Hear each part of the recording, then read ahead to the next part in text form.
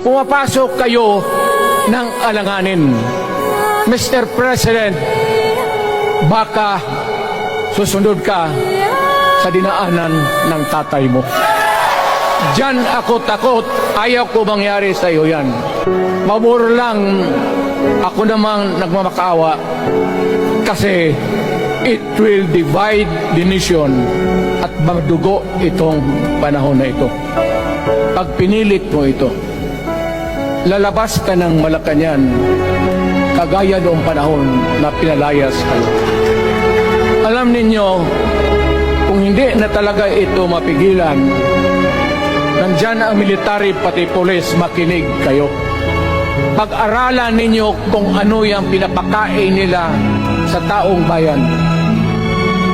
At pagka nakita ninyo kung ano ang mali, you correct it.